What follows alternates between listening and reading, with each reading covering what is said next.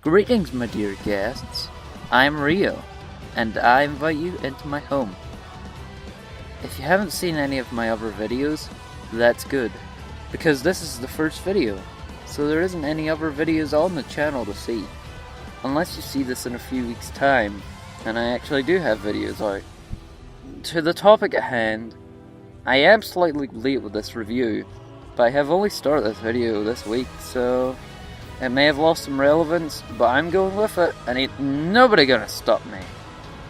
So, Attack on Titan, Wings of Freedom is based on the manga and anime, Attack on Titan, if that wasn't obvious enough. The series has been going on for 7 years, and is created by Hajime Isayama.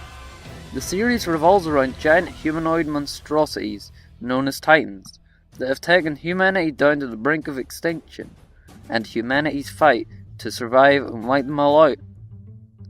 When I first heard of this series, I was wary because I'm not that big a fan of gore in media, excluding games, but the first episode was all it took to encapsulate me into the series as a whole. I keep up with the manga every month, which I may or may not give reactions to later on. Wink wink, next week. And I'm obsessed with the series.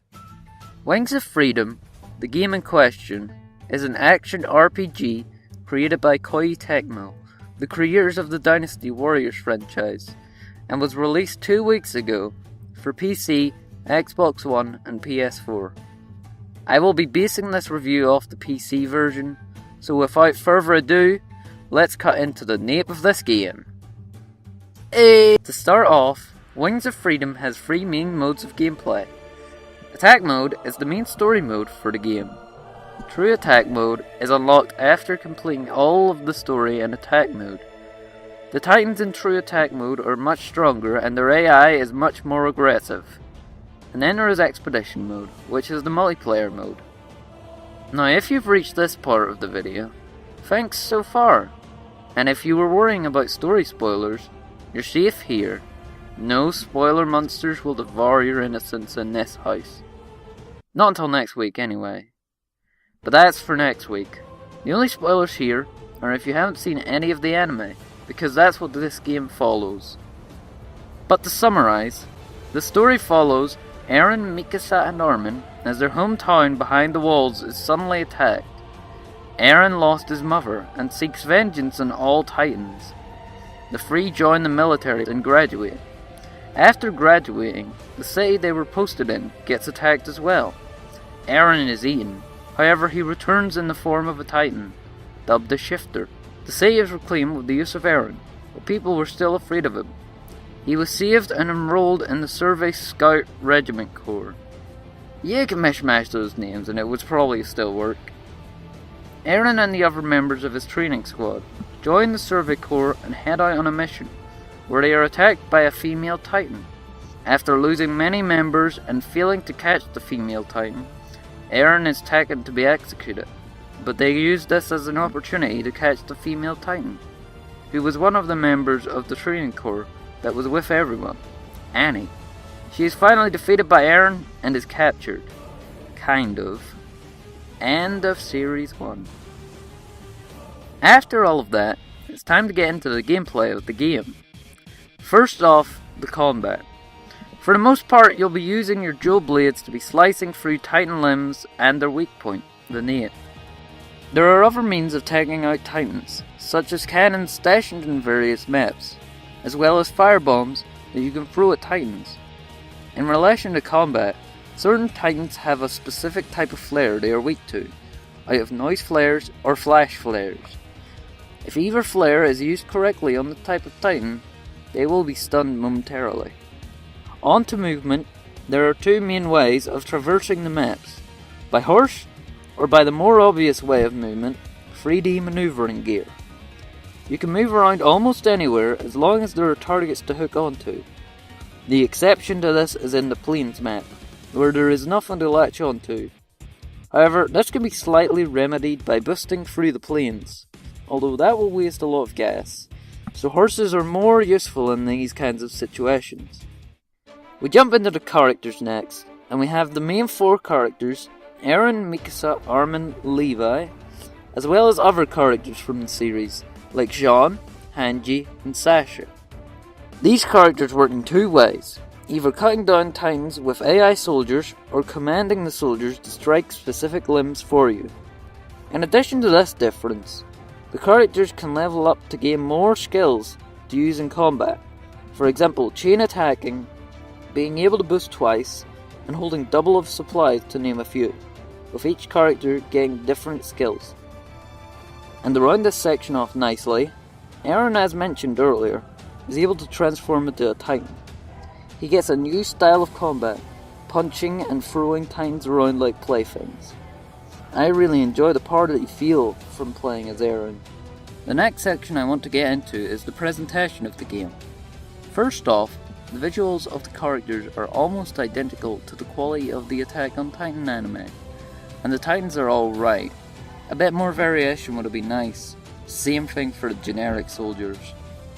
The scenery takes many of the locations shown in the series, such as Trost, Stohess, and the Forest of Giant Trees, all with destructible buildings and terrain. At first, the soundtrack was something that I found weak about the game, but as I played more, it grew on me to an acceptable rate. Some of the anime's soundtrack would have been greatly appreciated though. And as for voice acting, it's okay. It's in Japanese, so that's all I can really say about it. I've touched on combat and sorts for the game, and now it's time to jump into the RPG elements of the game. First off, when fighting certain kinds of Titans, parts of their limbs will have a gold looking symbol on it. These show that there are materials to claim by cutting off that specific limb.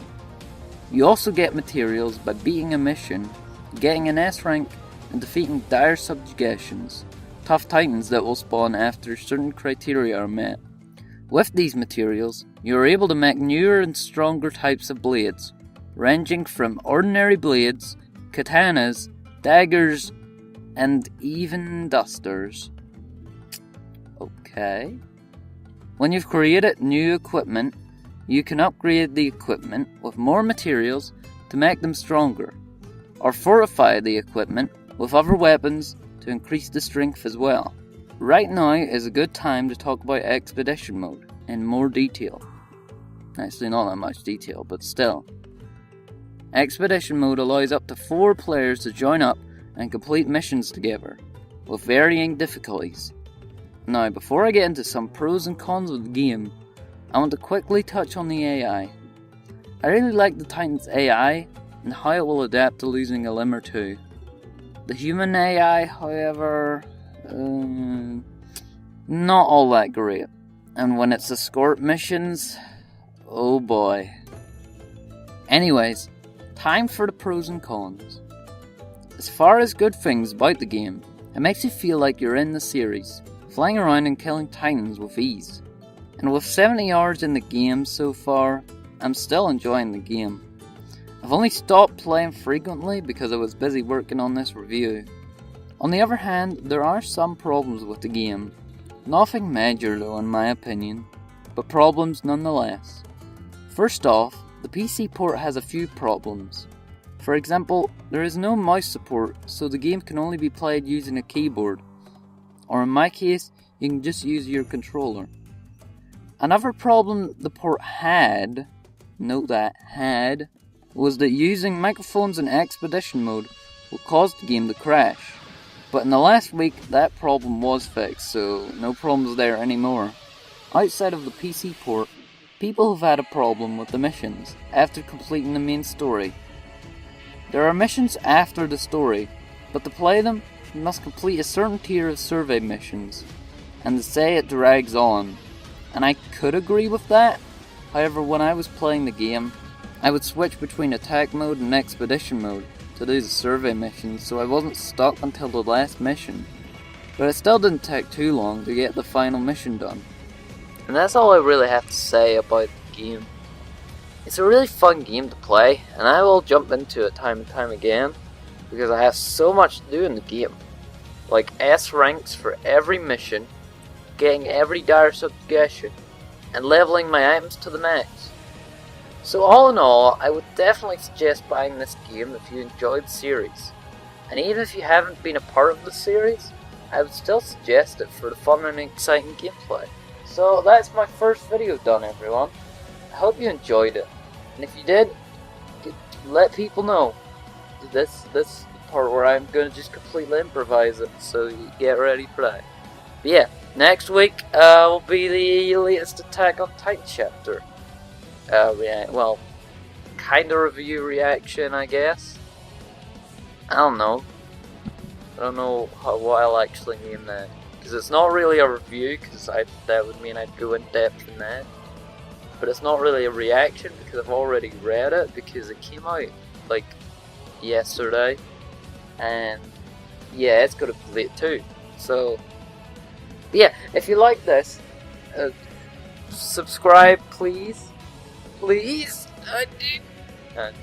Just subscribe if you want, like and share. You know the whole thing everybody says, like, comment, and subscribe. Yeah. But yeah, dude, hope you come back. Be safe over the weekend, because it's going up on Friday. And have a wonderful week. And I'll see you next week. Bye-bye. Bye. It's the Teletubbies. See ya.